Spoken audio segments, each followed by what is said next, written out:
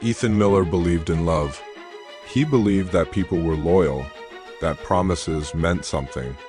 Until the day he came home early and saw his entire life fall apart in seconds. She was in another man's arms. In that moment, something inside Ethan died. He didn't scream, he didn't cry. He just grabbed his things, got in the old truck, and drove until he disappeared. He found a forgotten ranch in Wyoming, far from everything and everyone. There he lived 2 decades in silence, rebuilding fences, and trying to rebuild himself. But one autumn afternoon, someone knocked on his door. Ethan Miller was the kind of man who inspired trust. A civil engineer in Denver, he dedicated 17 years to the same company. He lived in a quiet neighborhood surrounded by trees, and he was the type of neighbor who helped everyone. Married to Lauren, a lively and dreamy photographer, he had a seemingly perfect life. They met in college. He was shy, she was full of energy. The passion was instant, and together they built not just a house, but a dream to open a studio and plan for children soon.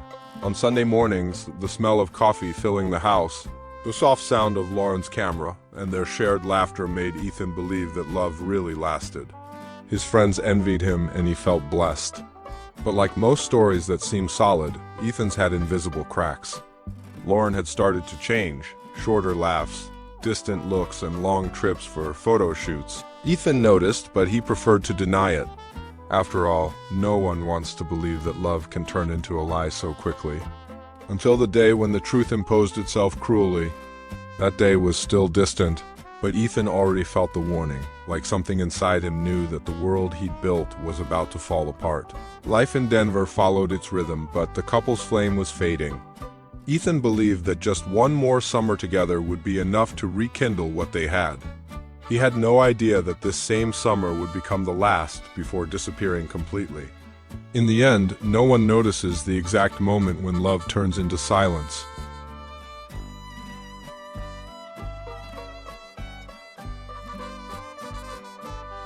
Before continuing, comment where you're watching from, subscribe to the channel, and leave a like.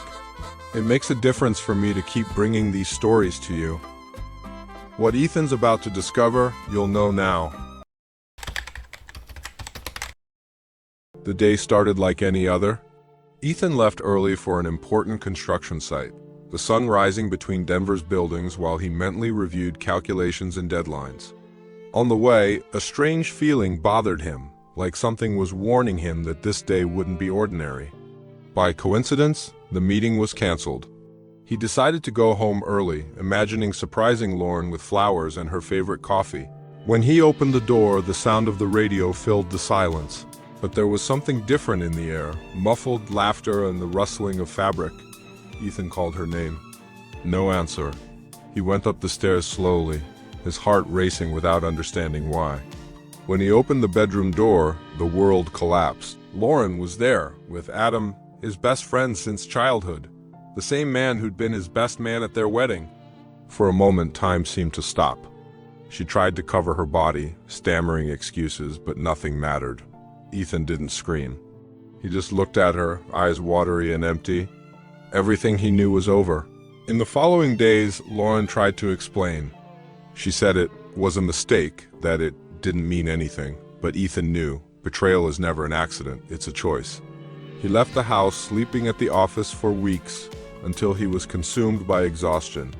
He tried to go back to work, but couldn't concentrate. Every building he constructed seemed more solid than his own heart inside his chest. The separation process was silent and cold. She kept the house and the studio. Ethan only asked for his father's truck, a reminder of his simple past, and left without looking back.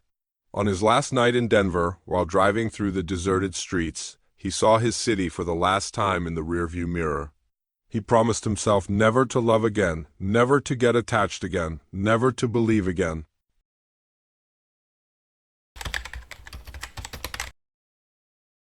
Ethan drove for 2 days without a destination, the radio silent and his soul in ruins. He crossed borders, slept at gas stations, and when passing through northern Wyoming, something inside him whispered that this would be the end, or maybe the new beginning. On a road lined with hills and pine trees, he found an abandoned ranch by a lake. The barn was worn and the house covered in dust, but its solid structure awakened the technical engineer's eye that still lived inside him. He bought the ranch for a symbolic price from an old farmer who was heading to Montana. With the money he had left, he bought tools, wood, and a small generator. In the first months, Ethan threw himself into physical work. He fixed roofs, redesigned walls, rebuilt the porch, and installed a water system that used water from the lake itself. Each repair was a blow against the past. Each hammer strike, a step toward healing. The days became simple routines. Sun, work, black coffee, and long nights under silent stars. In winter, the wind cut like a knife, and the fireplace was his only company. The small nearby town, Cody, saw him as the lonely man of the valley. He bought supplies and returned without exchanging too many words. Inside, Ethan felt at peace, but unable to love anything living again. It went on like this for 12 years, where time washed away the wounds until one morning a whimper woke him up. Behind the barn, a skinny puppy watched him cautiously. By instinct, he fed it, swearing it would only be for one day. The dog stayed. It started following him in the fields from morning to night. Ethan named him Frog because the animal had the curious habit of jumping on dry leaves and splashing in puddles. Little by little, Frog broke down the invisible wall around Ethan. After 12 years, he loved again, not a person but a loyal and living presence. There were 8 more years of peace, until one cold autumn, someone knocked on his door and changed everything. Wyoming's autumn always brought a different silence. The reddened leaves covered the ranch's ground, and Ethan used to watch the landscape next to Frog while the wind dragged memories he thought were forgotten. That afternoon, the sky was gray, a warning of snow. He was gathering firewood when he heard 3 firm knocks on the door, a sound so unexpected that it made him freeze. Frog barked and ran to the entrance. Ethan hesitated for a moment, feeling a strange uneasiness before opening. On the other side, a young man in his early 20s, tall, with a calm look, held an old photograph. His face was marked by the cold, but his eyes, there was something familiar about them. "Mr. Miller?" he asked, his voice trembling. "My name is Aiden. I think you're my father." Ethan stopped, speechless. The photograph showed Lauren, much younger, smiling and showing a pregnant belly. It was a picture taken weeks before everything collapsed. For a moment, the world seemed to spin. Lauren was pregnant at that time, and never told him. The young man explained carefully. Lauren had died recently, and before passing away, she left him a box of memories. Inside, old letters, a birth certificate, and that photograph. In her will, she confessed, "Aiden is Ethan's son. I lied to protect him from the mistake that was mine." Ethan listened in silence, feeling the ground disappear under his feet. Years of pain, isolation, and regret were rearranging themselves into a new story. The old anger dissolved, replaced by something he hadn't felt in a long time: belonging. Aiden stayed for a few days. He walked around the ranch, helped with tasks, and little by little, Ethan's silence began to open up. The young man was curious about everything: the lake, the fences, the rebuilt barn. Frog, always suspicious of strangers, accepted him immediately. One evening, sitting on the porch, Aiden said, "You know, Mom told me you were good at building bridges. I think it's time to rebuild one." Ethan looked at the horizon. The sun was disappearing behind the mountains, and for the first time in decades, he felt peace.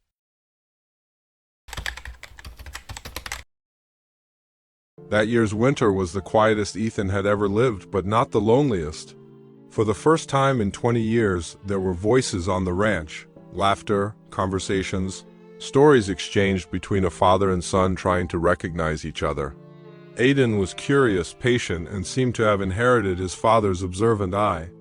In no time, he learned to handle the horse, fix fences, and respect the cycles of the land.